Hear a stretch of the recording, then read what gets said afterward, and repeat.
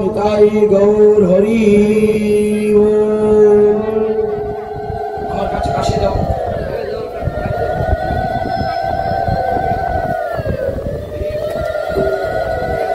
শ্রী গুরু প্রেমানন্দে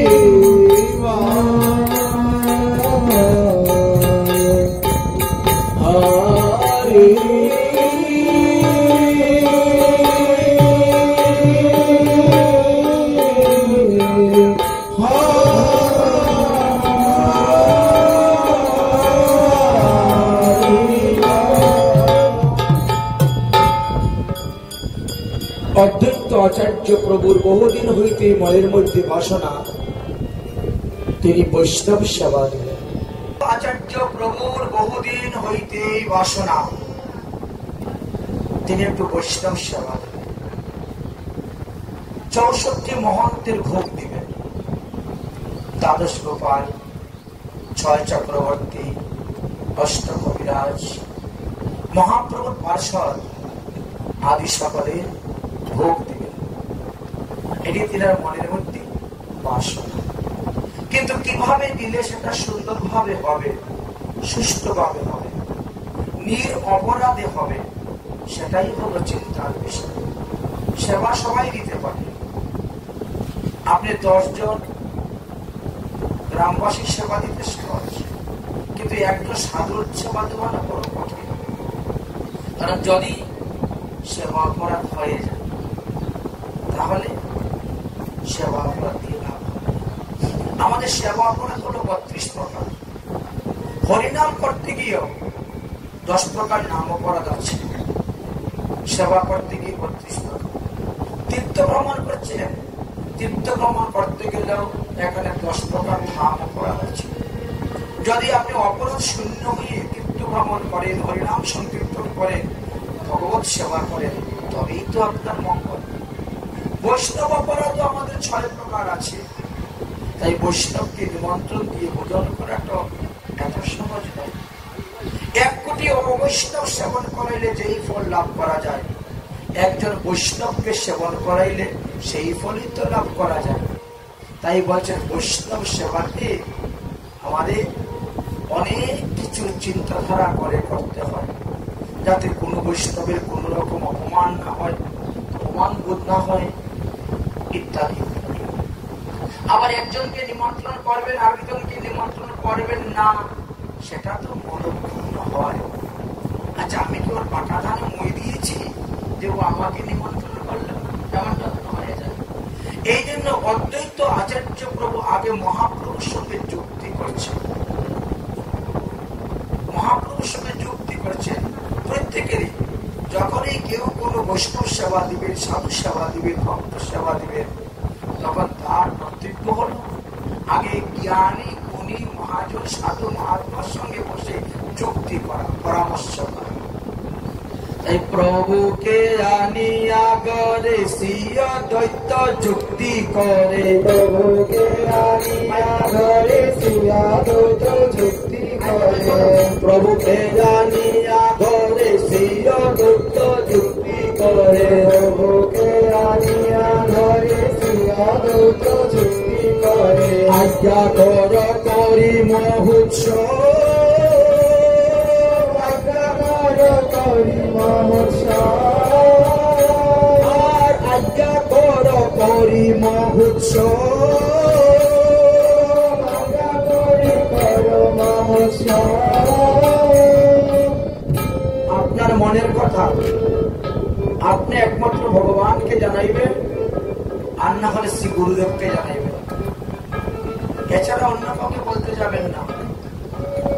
যদি না করতে পারেন লোকে পরিহাস করবেন, আর করলে পরে হিংসা করবেন। এত টাকা ভালো কোথায়, কেমন করে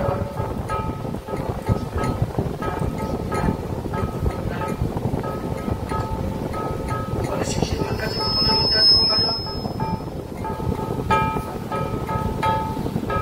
প্রভুকে আনিয়া ঘরে শ্রীয় দত্ত যুক্তি করে, প্রভুকে আনিয়া ঘরে শ্রীয় দত্ত যুক্তি করে। আজ্ঞা কর করিম উৎসব, আজ্ঞা কর করিম উৎসব। অনেক দিবস হইতে বাসনা করেছি চিতে, অনেক হইতে বাসনা করেছি, অনেক দিবস হইতে বাসনা করেছি চিতে, অনেক দিবস হইতে বাসনা করেছি চিতে। কৃপা করে আনো বৈষ্ণব, কৃপা করে আনো বৈষ্ণব, তুমি কৃপা করে আনো বৈষ্ণব, তুমি কৃপা করে আনো বৈষ্ণব। বৈষ্ণব আমাদের দুই প্রকার, এখনের গৃহস্থ বৈষ্ণব আর এখনের ত্যাগী বৈষ্ণব।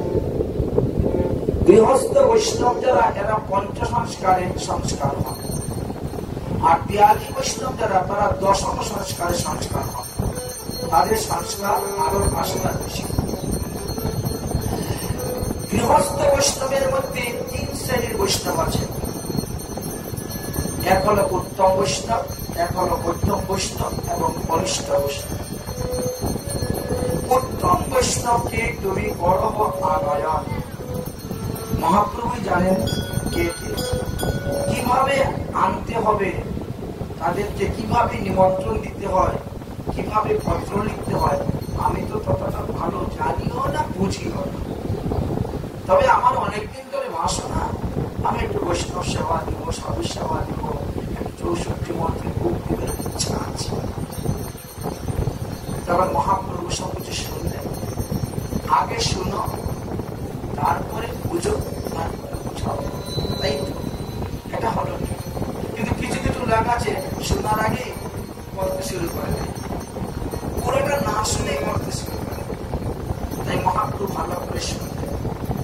শুনিয়া আচার্যের বাণী আনন্দ গৌরমণি, শুনিয়া আচার্যের বাণী আনন্দ গৌরমণি, শুনিয়া আচার্যের বাণী আনন্দিত গৌরমণি, শুনিয়া আচার্যের বাণী আনন্দিত গৌরমণি। ভালো ভালো বলিয়া সাদিরা, ভালো ভালো বলিয়া সাদিরা, ভালো ভালো বলি আশা দিলা, ভালো ভালো বলি আশা দিলা।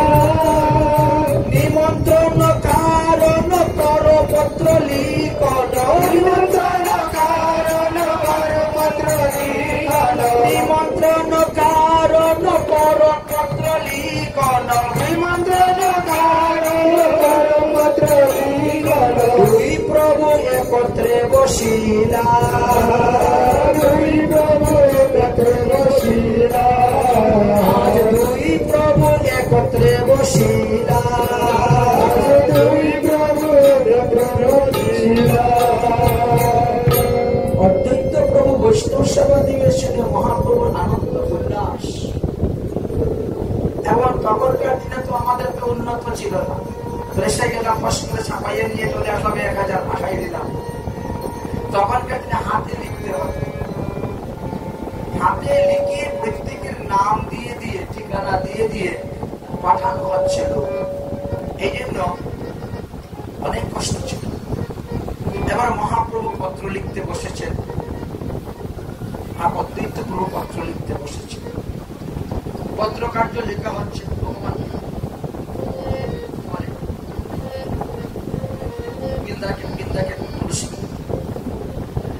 অদ্বৈত প্রভু পত্র লিখতে বসলে মহাপ্রভু বলছেন কিভাবে পত্রের ধারা লিখতে হয়।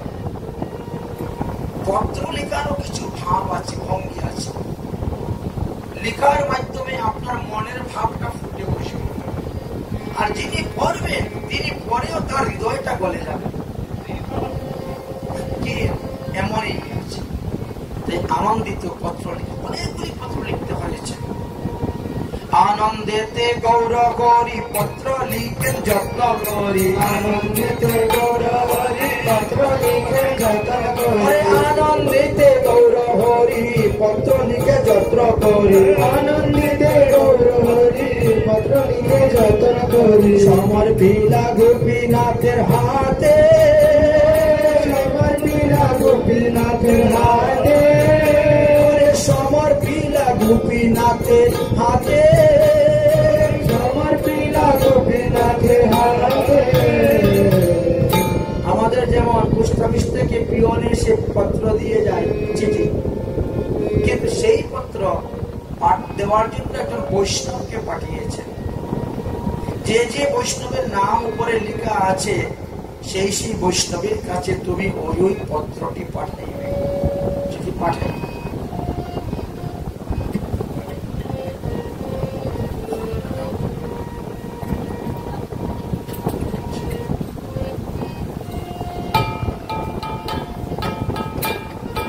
গোপীনাথ সেই পত্র নিয়ে রওনা হয়েছে বৈষ্ণবদেরকে নিমন্ত্রণ দেওয়ার জন্য। আনন্দিতে গৌর গৌরী পত্র লিখে যত্ন করি, আনন্দিতে গৌর হরি পত্র লিখে যত্ন করি, সমর্পিলা গোপীনাথের হাতে, সমর্পিলা গোপীনাথের হাতে, আনিতে বৈষ্ণব গণ গোপীনাথের আগমন, আনিতে বৈষ্ণবগণ গোপীনাথের আগমন, আনিতে বৈষ্ণব গণ গোপীনাথের আগমন, আনিতে বৈষ্ণবগণ গোপীনাথের আগমন, বলরাম দাস চলে সাথে, বলরাম দাস চলে সাথে, আজ বলরাম দাস চলে সাথে, আজ বলরাম দাস চলে সাথে। এখন বৈষ্ণবদের বাড়ি তো অনেক দূর দূর, এখন তো আমরা মোবাইল করে বলে দিই, আর তখন যেতে নিমন্ত্রণ দিতে গিয়ে মাসে কান লেগে যেত।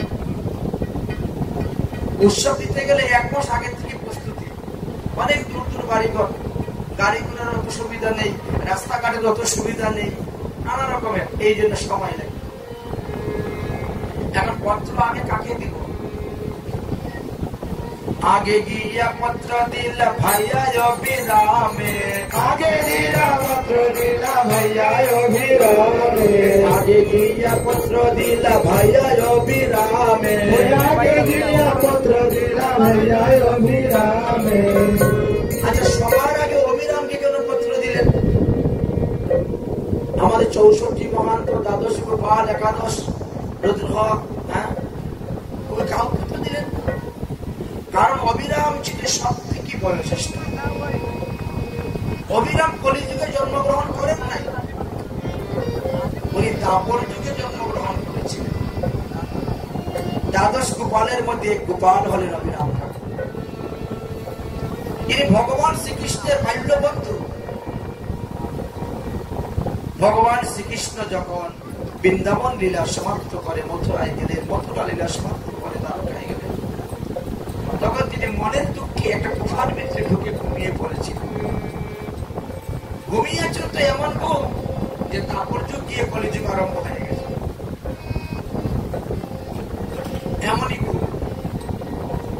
যখন নিত্যানন্দ প্রভু তীর্থ ভ্রমণ করতে করতে বৃন্দাবনে গিয়ে উপস্থিত হলেন,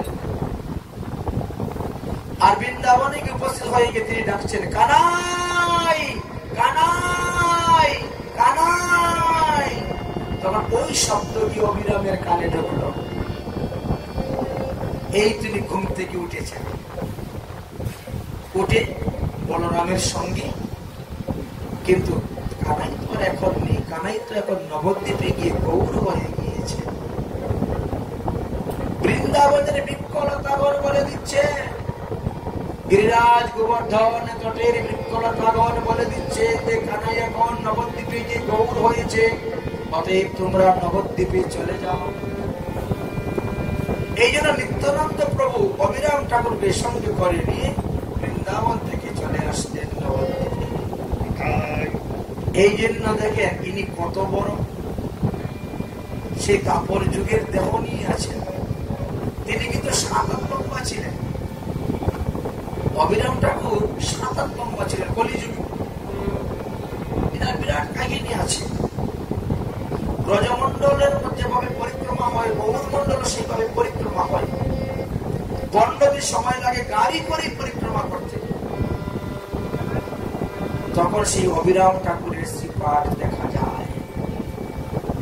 সেই জন্য অবিরাম ঠাকুরকে সবার আগে পত্র দিয়েছে। কারণ যার সম্মান যতটুকু, মর্যাদা যতটুকু, তাকে ততটুকু দিতে হয়।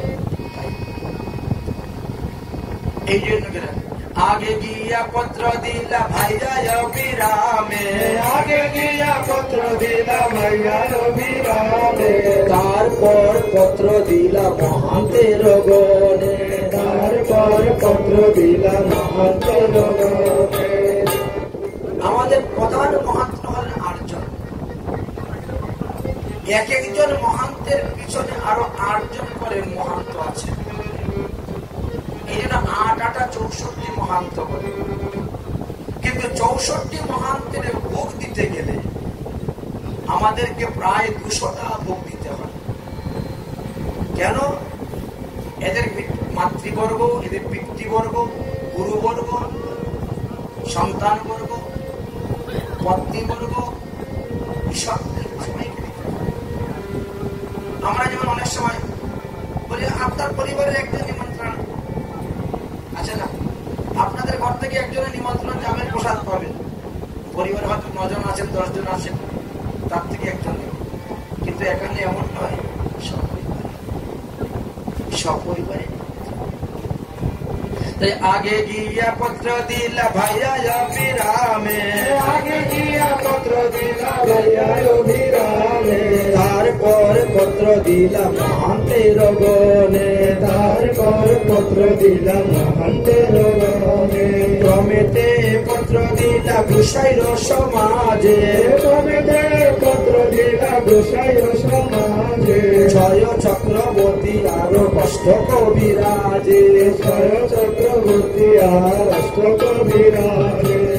দেখেন নিমন্ত্রণ দেওয়ারও ক্রম আছে। সেই ক্রম অনুসারে আমরা আসনও দেই, তাদেরকে বসাই। কাকে ডাইনে বসাতে হবে, কাকে বামে বসাতে হবে, কাকে আগে বসাতে হবে, কাকে পরে বসাতে হবে, এগুলার বিধান দেওয়া আছে। তারপরে কাকে পত্র দিলেন? গৌরিয়া গৌরিয়া পত্র দিলা গোপীনাথ, গৌরিয়া গৌরিয়া পত্র দিলা গোপীনাথ, গৌরিয়া গৌরিয়ায় পত্র দিলা গোপীনাথ, গৌরিয়া গৌরিয়া পত্র দিলা গোপীনাথ। চলিল ভগত গণ বুদ্ধ করি হাত, চলিল ভক্ত গণ বুদ্ধ করি হাত, চলিলা ভগত গণ বুদ্ধ করি হাত, চলিলা ভক্ত গণ বুদ্ধ করি হাত। নিমন্ত্রণের একটা নির্দিষ্ট দিন ছিল। সেই নির্দিষ্ট দিনে যে যেখানে ছিলেন সেখান থেকে রওনা হয়ে গেছেন। কেউ বা একদিন আগে চলে এসেছেন, কেউ বা 2 দিন আগে চলে এসেছেন। কেন? আমি একটু সেবা করব, বুঝেছেন? আমি যদি একটু সাহায্য করি, সহযোগিতা করি উৎসবে, আমারই ভালো। এক হলো সেবক আর আরেক হলো ভক্ত। ভক্ত কি করে? ঘুরে গিয়ে বসলো, গপ করে ধরলো, খেলতে চলে আসলো। আর সেবকে সে 2 দিন আগের থেকেই সেবা করছে। যেমন যে সমস্ত লোকেরা এসেছে, কেউ সবজি বানাচ্ছে, কেউ পিঠা বানাচ্ছে, কেউ পুলি বানাচ্ছে, কেউ মালা কিনতেছে, এরা তো সেবক। আর আমি হলাম একটা ভক্ত, সব তৈরি করে দিল, আমি গেলাম বসলাম, খেলাম, চলে আসলাম। এই দেখে সেবক আর ভোগের মধ্যে কত পার্থক্য। তাই এরা সেবক আগে চলে আসছে। প্রভুর আজ্ঞাপত্র পাইয়া গমন করিলা, প্রভুর আজ্ঞা পাইয়া গমন করিলা, প্রভুর আজ্ঞাপত্র পাইয়া গমন করিলা, প্রভুর আজ্ঞা পাইয়া গমন করিলা, উপনীত হইলা শান্তিপুরে গিয়া সবাই উপনীত হইলা শান্তিপুরে গিয়া সবাই উপনীত হইলা শান্তিপুরে গিয়া সবাই উপনীত হইলা আচার্য মন্দিরে সব প্রবেশ করিলা আচার্য মন্দিরে সব প্রবেশ করিলা আচার্যের মন্দিরে সব প্রবেশ করিলা আচার্যের মন্দিরে সব প্রবেশ করিলা বলরাম দাসের মনে আনন্দিত হইলা বলরাম দাসের মনে আনন্দিত হইলা আজ বলরাম দাসের মনে আনন্দিত হইল বলরাম দাসের মনে আনন্দিত হইল। সবাই মহাপ্রভুর আজ্ঞাপত্র সাধারণ নয়, তাই মহাপ্রভুর আজ্ঞাপত্র পেয়ে কেউ বাকি নেই। যারা পত্র পায় নাই, নিমন্ত্রণ পায় নাই, তারাও আসছে, সবাই এসে উপস্থিত হয়েছে। অদ্বৈত প্রভুর আজ আনন্দে ধরে না, এত এত বৈষ্ণব এসেছে, খুব আনন্দিত হয়। কি আনন্দ শান্তিপুরে অদ্বৈতের ঘরে, কি আনন্দ শান্তিপুরে অদ্বৈতের ঘরে, কি আনন্দ শান্তিপুরে অদ্বৈতের ঘরে, কি আনন্দ শান্তিপুরে অদ্বৈতের ঘরে, মহোৎসব আনন্দ তারা সবে করে, মহোৎসবে আনন্দ তারা সবে করে, দ্বাদশ গোপাল আসি প্রেম রসে ভাসে, দ্বাদশ গোপাল আসি প্রেম রসে ভাসে, দ্বাদশ গোপাল আসি প্রেম রসে ভাসে, দ্বাদশ গোপাল আসি প্রেম রসে ভাসে, নিরকিয়ে অদ্বৈত চাঁদ মুখ, নিরকিয়ে অদ্বৈত চাঁদ মুখ, নিরকিয়ে অদ্বৈতের চাঁদ মুখ, নিরকিয়ে অদ্বৈতের চাঁদ মুখ। দ্বাদশ গোপাল সঙ্গে 64 মহন্ত ক্রমে, দ্বাদশ গোপাল সঙ্গে 64 মহন্ত ক্রমে, দ্বাদশ গোপাল সঙ্গে 64 মহন্ত ক্রমে, দ্বাদশ গোপাল সঙ্গে 64 মহন্ত ক্রমে, তারাও আসে করিলেন বস, তারা এসে করিলেন আর তারা আসি হইলেন উপনীত, তারা এসে হইলেন উপনীত, শাখায় উপশাখা যত আসিলেন কত শত, শাখায় উপশাখা যত আসিলেন কত কত, শাখা উপশাখা মানে কি? শিষ্য প্রশিষ্য, শিষ্যের শিষ্য তার শিষ্য তারাও এসেছে। এই শাখা প্রশাখা গাছের শাখা প্রশাখার মতন আমাদের গুরু পরম্পরার শাখা প্রশাখা আছে, বেরোয় ডালপালা। তাই শাখা উপশাখা যত আসিলেন শত শত, শাখায় উপশাখা যত আসিলেন কত কত, গুণ সবাই বদনে গায়, গৌর গুণ বদনে গায়, গৌরা গুণ সব বদনে গায়, গৌর গুণ সব বদনে গায়। আচ্ছা, অদ্বৈত প্রভুর বাড়িতে হচ্ছে ভোগ, অদ্বৈত প্রভুর গুণগান করার কথা তো না, সবাই মহাপ্রভুর গুণগান করতেছে, মহাপ্রভুর গুণগান করতেছে সবাই। অদ্বৈত প্রভু সবাইকে যথার্থ স্থানে বসাচ্ছেন, কিন্তু মহাপ্রভু এখন আসছেন না। এই জন্য মহাপ্রভুকে আনার জন্য অদ্বৈত প্রভু বলছে সবাই করে সে উপস্থিত হয়ে গেছে, মহাপ্রভু আসতে ঘটনাটা হয়ে যাবে, আরম্ভ হয়ে যাবে। এই জন্য অদ্বৈত প্রভু বলছেন তোমরা যারা যারা আসবেন এদেরকে বসাও, এদেরকে হাত কত প্রক্ষালন করাও, এদেরকে মাল্যচন্দন দাও, আর আমি যাচ্ছি মহাপ্রভুকে নিয়ে আসার জন্য। এই জন্য তিনি মহাপ্রভুকে আনার জন্য রওনা হয়ে গেলেন। গিয়ে কি বলছেন? ভজপতি তয় দারণ শ্রী গৌর হরি,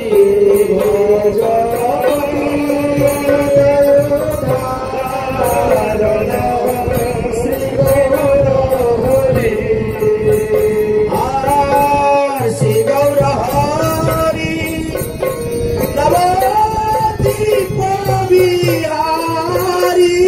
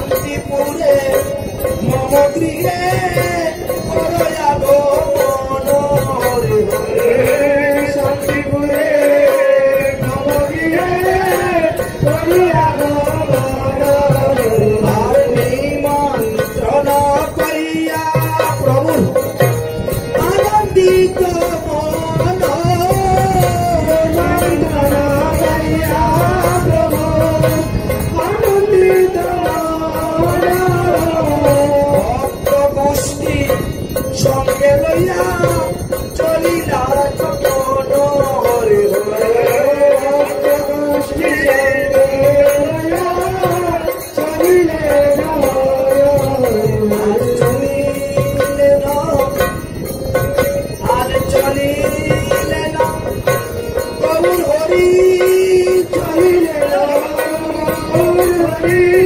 ভাই নিতাইকে সঙ্গে করি চলিলে ভাই নিতাইকে সঙ্গে চলিলে আরে গদাধরকে পানে করি চলিলে না প্রভুর হরি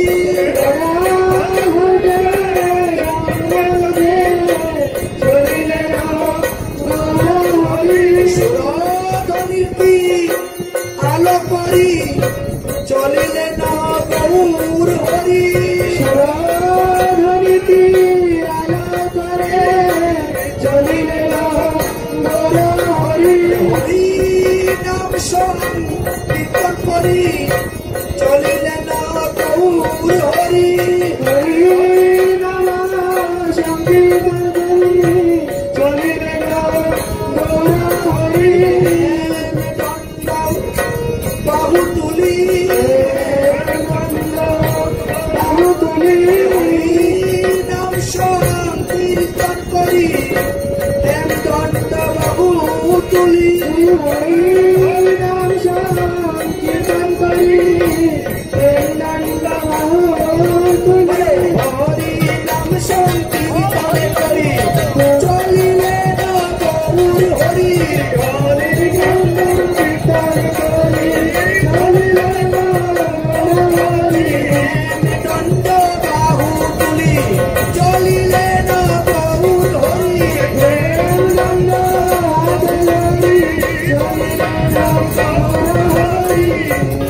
মধ্যাহ্ন সময়ে আসি দিলা দর্শন ঘরে ঘরে মধ্যাহ্ন সময়ে দিলা দর্শন সীতামা ডাকেন আয় তোরা সীতামা আয় তোরা নৈদাবাসীকে লক্ষ্য করে সীতামা ডাকেন আয় তোরা লক্ষ্য করে সীতামা আয় তোরা ওদের ঘরে নিতাই গৌর এসেছে ওদের ঘরে নিতাই গৌর এসেছে দেখলে নয়ন সফল হবে ওদের ঘরে নিতাই গৌর এসেছে নিতাই গৌর এসেছে দেখলে সফল হবে ওদের ঘরে নিতাই গৌর এসেছে দেখলে নয়ন সফল হবে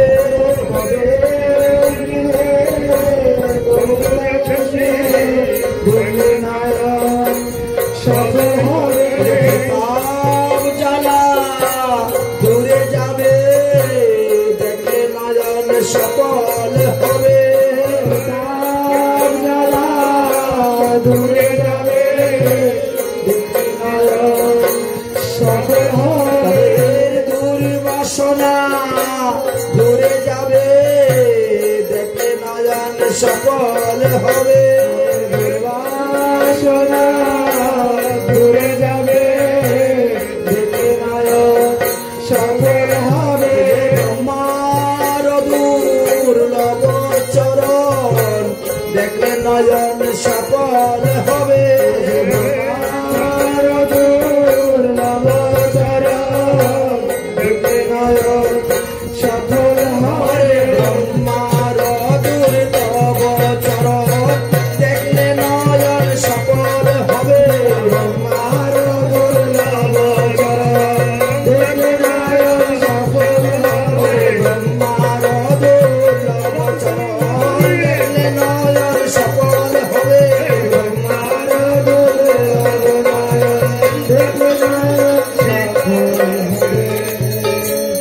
তাই সীতামা সমস্ত গ্রামবাসী নগরবাসী নদিয়াবাসী নদিয়া তো একটা জেলা, সাধারণ নয়, কয়েকশো গ্রাম মিলে এই জেলাটা আছে।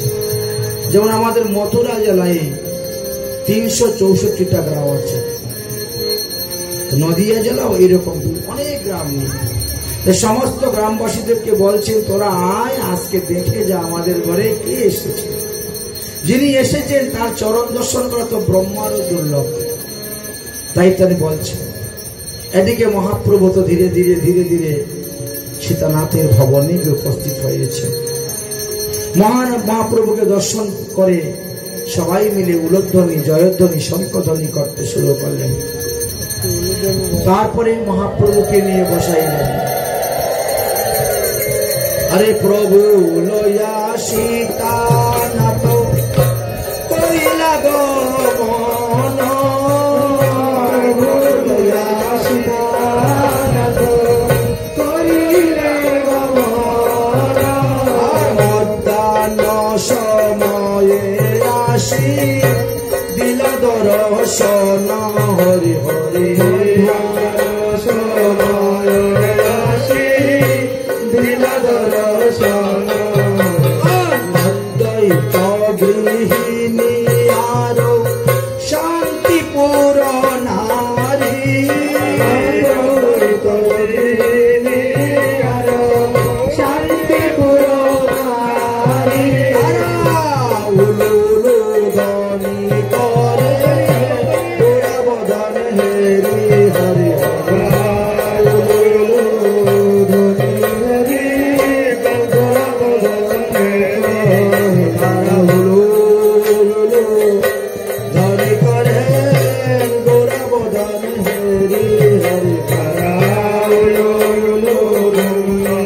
করে বদন হেরি হরি কিন্তু পদকর্তা বলছেন তারা যখন উলু উলু দিচ্ছিল তখন তাদের নয়ন ধারাও কুলু কুলু বইছিল।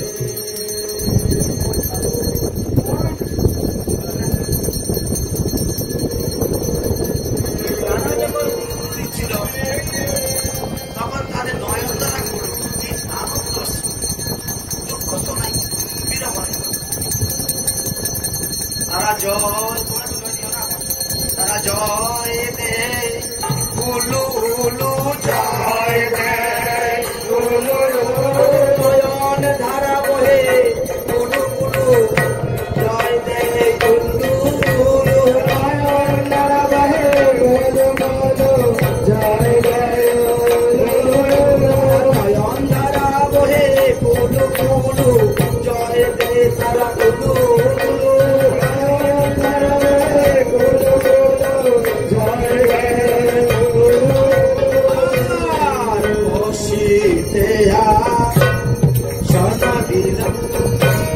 রত্ন সিংহাসন, বসিতে আসন দিলা রত্ন সিংহাসন,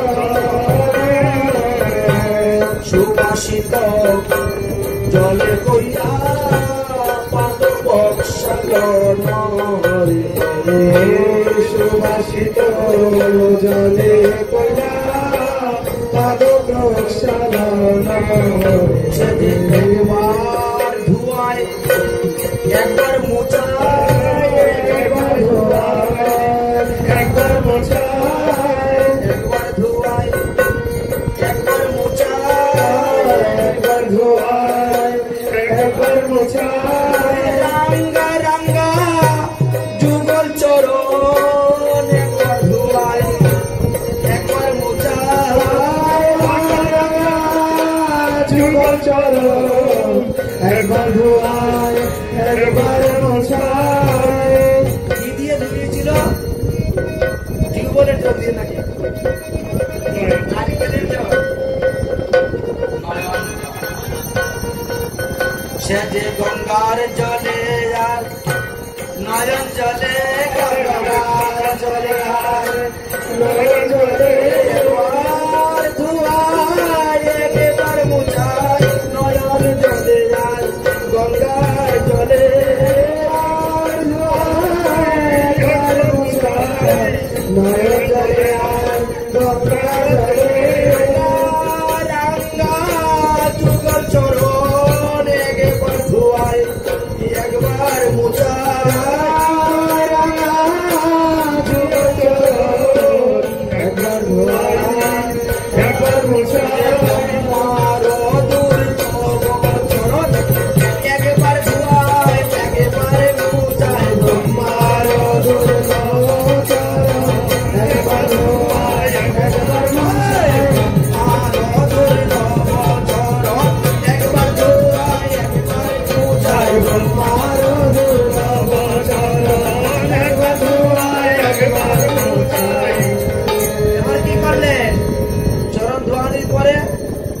ধূপ দীপ বন্ধ পুষ্প দিয়া পূজা সমার পিলা ধূপ দীপ দিয়া পূজা সমার পিলা ধূপ দীপ বন্ধ পুষ্প দিয়া পূজা সমার পিলা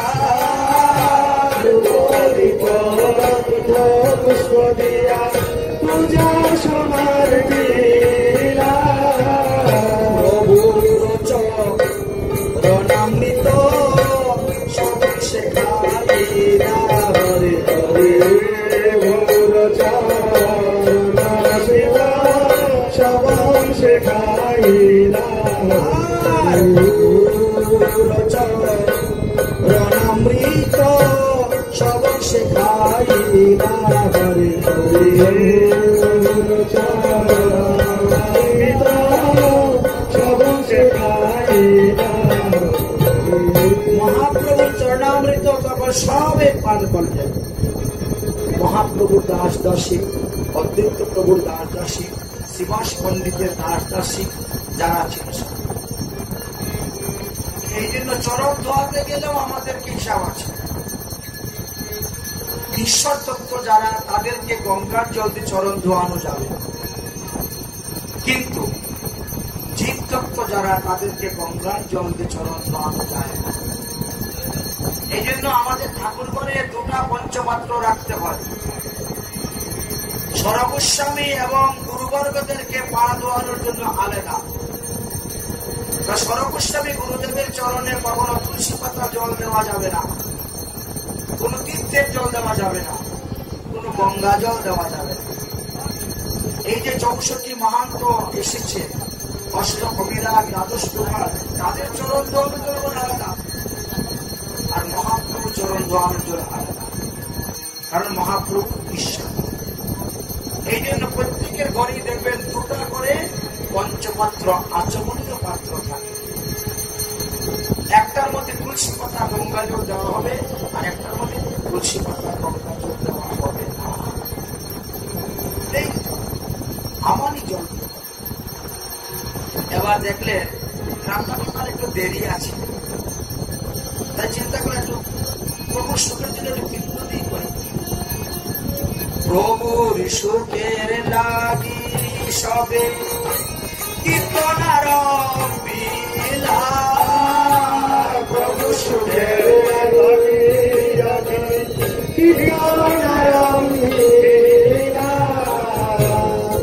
আগেরকার দিনের বৈষ্ণবরা নিমন্ত্রণ দিলে সকালবেলায় চলে আসতে, আর এখন রান্না করে ভোগ দিয়ে ভোগারতি হয়ে গেলে তারপরে আসেন। আস্তে আস্তে বেলা 2টা, 3টা, 4টে বেজে যায়, বলেছেন। আর তারা আগেই চলে আসছে, হরি কথা হবে, একটু হরি গুণগান কীর্তন হবে। সংসার তো আছে, সারা জীবনে আছে, চলছে, চলবে। কিরে বাবা, তোমার বসার জায়গা নাই, একটু ঠেলাঠেলি করিও না, এটা হইল। প্রভুর সুখের লাগি সবে কীর্তন আরম্ভিলা, প্রভু সুখের লাগি কীর্তন আরম্ভিলা। হরি বলে মহাপ্রভু নাচিতে লাগিলা, হরে হরে বলে মহাপ্রভু নাচিতে লাগিলা।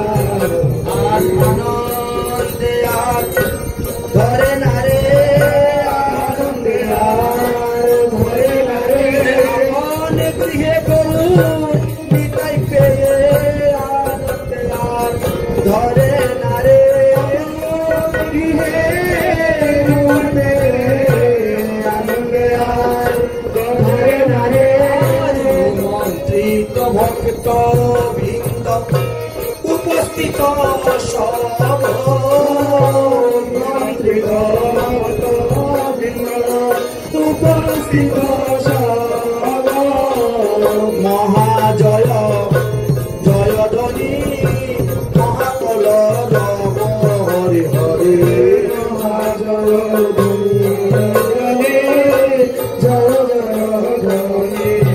যেন চাঁদকে ঘিরে তারার মেলা, চাঁদকে ঘিরে তারার মেলা, চাঁদকে ঘিরে তারার মেলা, চাঁদকে ঘিরে তারার মেলা, গৌরকে ঘিরে সব ভক্তের মেলা, চাঁদকে ঘিরে তারার মেলা, চাঁদকে ঘিরে তারার মেলা, আমার গৌরকে ঘিরে সবে ভক্তের মেলা, চাঁদকে ঘিরে তারার মেলা,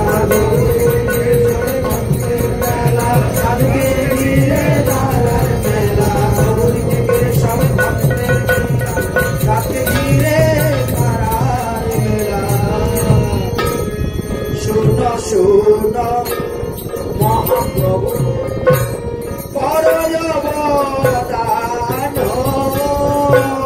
শুন শুন প্রভু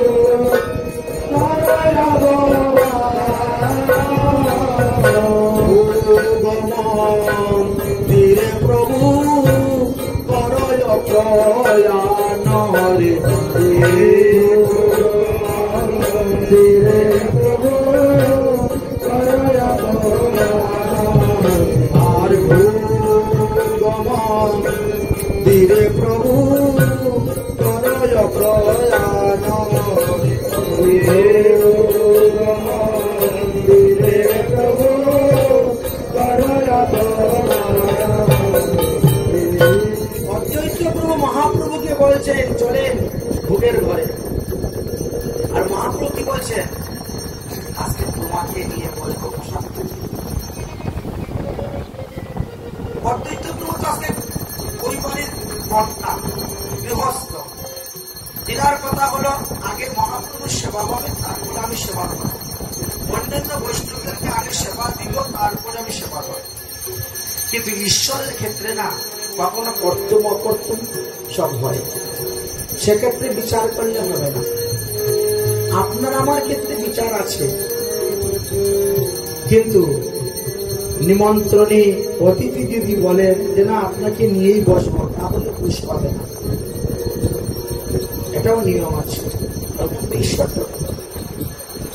প্রভু বলেন সীতা না তোমায় না ছাড়িব, প্রভু বলেন সীতা না তোমায় না ছাড়িব, তোমার সঙ্গে লইয়া ভুজনে বসিব,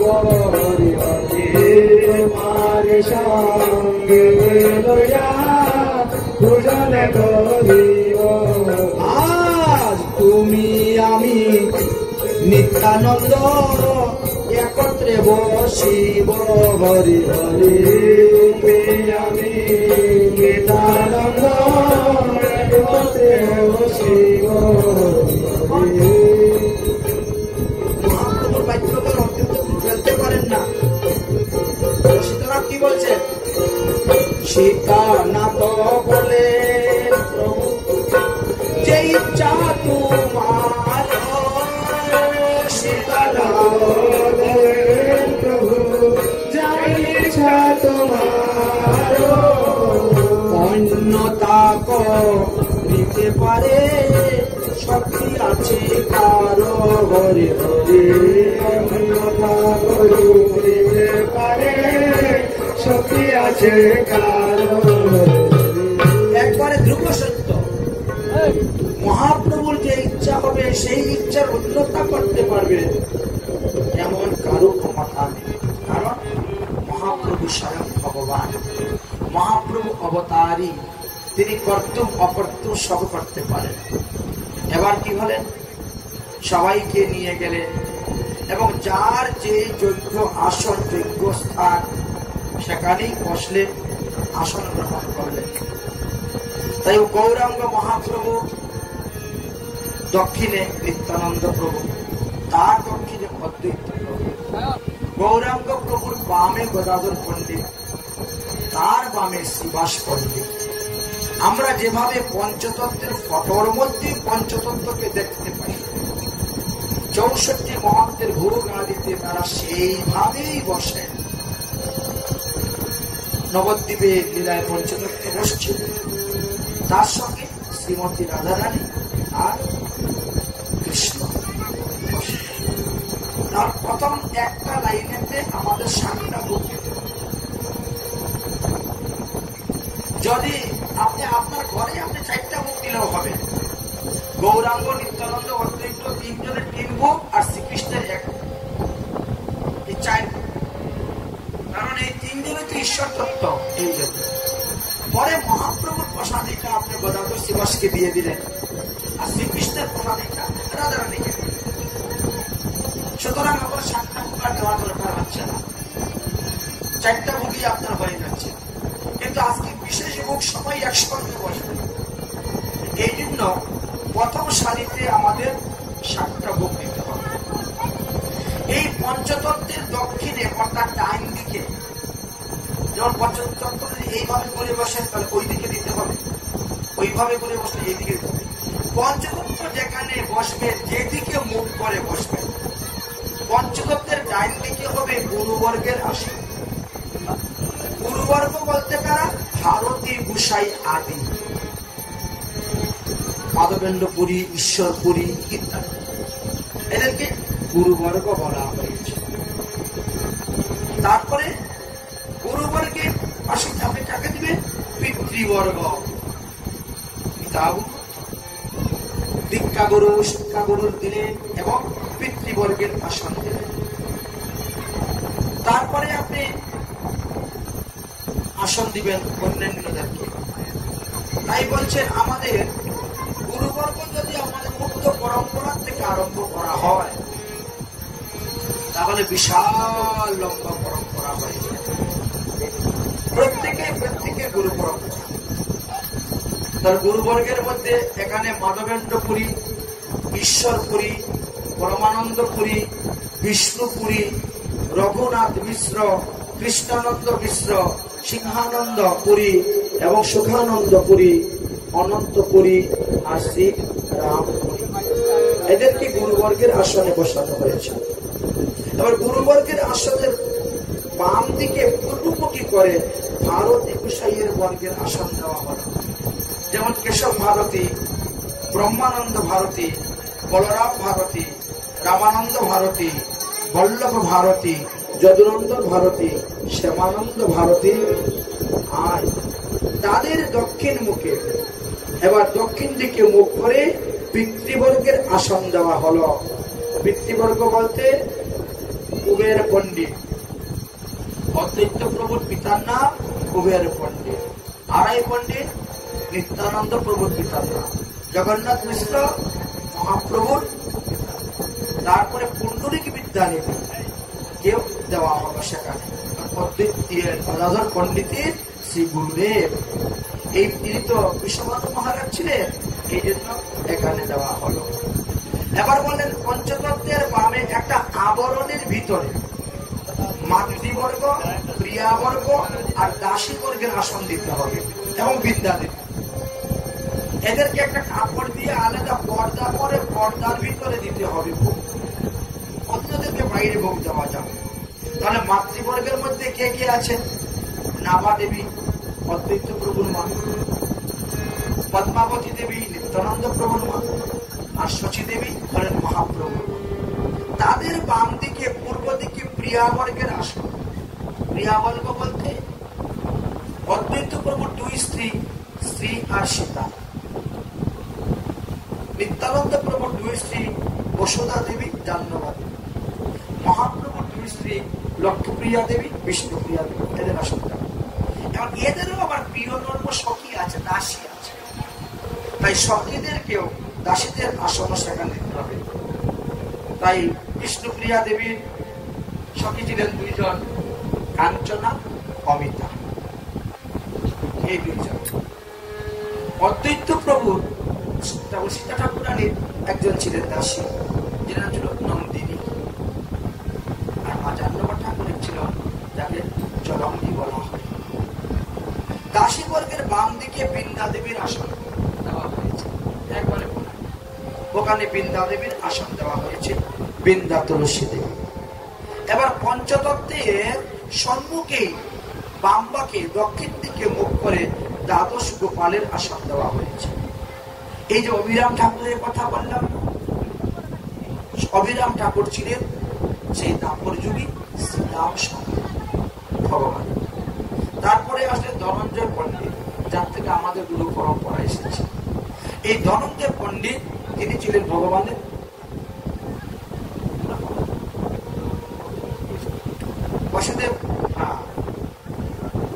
বসুদাম ছিলেন। সুন্দরানন্দ ঠাকুর তিনি ছিলেন পূর্বজন্মের সুদাম। গৌরীদাস পণ্ডিত তিনি ছিলেন পূর্বজন্মের সুবল সখা। কমলাক্ষ বিপিল তিনি ছিলেন পূর্বজন্মের মহাবাহু শ্রীকৃষ্ণ লীলার সঙ্গী। উদ্ধারণ দত্ত তিনি ছিলেন পূর্বজন্মের সুবাহু। মহেশ পণ্ডিত তিনি ছিলেন পূর্বজন্মের মহাবাহু। পুরুষোত্তম দাস তিনি ছিলেন পূর্বজন্মের স্তূপ কৃষ্ণ। নাগর পুরুষোত্তম তিনি ছিলেন দাম। পরমেশ্বর দাস তিনি ছিলেন অর্জুন নামে ভূ। কালাকৃষ্ণ দাস তিনি হলেন লবঙ্গ। আর খোলা বেচা শ্রীধর পণ্ডিত দেওয়া হচ্ছে না, এখানে কুসুমাকর। এই দ্বাদশ গোপালের বাম দিকে আমাদেরকে অষ্ট প্রধানের আসন দেওয়া হয়। স্বরূপ দামোদর, রায় রামানন্দ, সেন শিবানন্দ, দামোদর রামানন্দ বসু, মাধব ঘোষ, গোবিন্দানন্দ ঠাকুর, গোবিন্দ ঘোষ, বাসুদেব ঘোষ। অষ্ট মহান্তের বাম দিকে দেওয়া হলো সনাতন গোস্বামী, শ্রীরূপ গোস্বামী, রঘুনাথ ভট্ট গোস্বামী, রঘুনাথ দাস গোস্বামী, গোপাল ভট্ট গোস্বামী, জীব গোস্বামী, লোক গোস্বামী, ভূগর্ভ গোস্বামী, বিষ্ণুদাস কবিরাজ গোস্বামী। এই গোস্বামী ধর্মের বামে দেওয়া হলো খণ্ডবাসীগণের আসন। মুকুন্দ, নরহরি, রঘুনন্দন, চিরঞ্জীবী, সুলোচন। খণ্ডবাসীগণের বামেতে পৃথক ভাবে হরিদাস ঠাকুরের একটা আলাদা আসন দেওয়া হয়। তিনাকে অন্য কোনো আসনের সঙ্গে সংযুক্ত করা হয় না, সম্পূর্ণভাবে আলাদাভাবে একটি আসন দেওয়া হলো।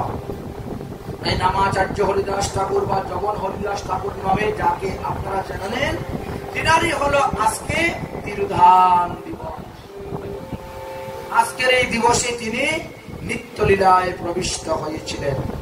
তাই বিকালবেলা আমরা এই হরিদাস ঠাকুরের জীবনী কথা আস্বাদন করব, শুনতে পাবেন। যাই হোক, হরিদাস ঠাকুর এর বামে আরো 3 ঠাকুরের আসন দিতে হয়। শ্রীনিবাস আচার্য, নরোত্তম দাস ঠাকুর এবং শ্যামানন্দ প্রভু। এই 3 ঠাকুরের বামে 6 চক্রবর্তীর আসন দিতে হয়। শিবাস চক্রবর্তী, গোকুলানন্দ চক্রবর্তী, শ্যামদাস চক্রবর্তী, শ্রীদাম চক্রবর্তী, গোবিন্দ চক্রবর্তী আর রামদাস চক্রবর্তী। এই 6 চক্রবর্তী এবং 8 কবিরাজ এরা সকলেই শ্রীনিবাস আচার্য পণ্ডিতের শিষ্য, শ্রীনিবাস আচার্য ঠাকুরের শিষ্য। তাই রামচন্দ্র কবিরাজ, গোবিন্দ কবিরাজ, অর্ণফুল কবিরাজ, নৃসিংহ কবিরাজ, ভগবান কবিরাজ, বল্লভীকান্ত কবিরাজ, বকুল কবিরাজ আর গোপীরমন কবিরাজ। এই 8 কবিরাজের দক্ষিণে পুত্রবর্গের আসন দিতে হয়। নিত্যানন্দ প্রভুর পুত্র হলেন একজন, বীরচন্দ্র প্রভু। তাই বীরচন্দ্রের আসন সেখানে দেওয়া হয়। তারপরে আরো কিছু জনের আসন দেওয়া হয় যাদেরকে পুত্ররূপে, পোষ্যপুত্র রূপেও লালন পালন করা হয়েছিল। তাই রামাই, মিনকেতন, রামদাস এদেরকে আসন দেওয়া হয়। এদিকে অদ্বৈত প্রভুর পুত্রদেরকে আসন দেওয়া হয়। অচ্যুতানন্দ, কৃষ্ণানন্দ, বলরাম, গোপাল, জগদীশ এদের আসন দেওয়া হয় এবং রামাই কিঙ্করের আসন দেওয়া হয়। পুত্রবর্গের আসনের বাম পাশে পৃথক পৃথক ভাবে দাতার যে কর্মকর্তা, যিনি দাতা, তার গুরুদেবে গুরুবর্গের আসন দেওয়া হইবে। এখন প্রত্যেকের নিজ নিজ পরিবার অনুসারে সেখানে গুরুবর্গের আসন দেওয়া হইয়া থাকে। পঞ্চতত্ত্বের সম্মুখে সকলের মধ্যখানে উত্তর দিকে বা দক্ষিণ অভিমুখে 64 মহন্তের আসন দেওয়া হয়েছে। অর্থাৎ চন্দ্রশেখর আচার্য, রত্নগর্ভ আচার্য, গোবিন্দ আচার্য, গরুর, মুকুন্দ দত্ত, দামোদর পণ্ডিত, কৃষ্ণদাস পণ্ডিত, কৃষ্ণানন্দ ঠাকুর ইত্যাদি দেওয়া হয়েছে। এরা হলো স্বরূপ দামোদর গোসাই। এই 8 জন। এই স্বরূপ দামোদর পূর্বজন্মে ললিতা সখী ছিলেন। কৃষ্ণলীলায় যারা যারা ছিলেন তারাই আজকে গৌর লীলায় এসেছেন। যারা পূর্বজন্মে নারী ছিলেন তারা এবার কলিযুগে পুরুষ হয়ে এসেছেন। স্বরূপ দামোদর পার্শ্বদের দক্ষিণ দিকে রায় রামানন্দের পার্শ্বদের আসন দিতে হয়। এই রায় রামানন্দ ছিলেন বিশাখা সখী, তাই তিনি এবার রায় রামানন্দ এসেছেন। তিনার 8 জন পার্শ্ব থেকে মাধবাচার্য, শুভানন্দ দ্বিজ, রামচন্দ্র দত্ত, বাসুদেব দত্ত, নন্দনাচার্য, শঙ্কর ঠাকুর, সুদর্শন ঠাকুর এবং সুবুদ্ধি মিশ্র। এই রায় রামানন্দের পার্শ্বগণের সম্মুখে উত্তরমুখী করে গোবিন্দানন্দ ঠাকুরের পার্শ্বগণ 8 জনের আসন দিতে হয়। রাম পণ্ডিত, জগন্নাথ দাস, জগদীশ পণ্ডিত, সদাশিব কবিরাজ, রায় মুকুন্দ, মুকুন্দানন্দ, পুরন্দরাচার্য, নারায়ণ বাচস্পতি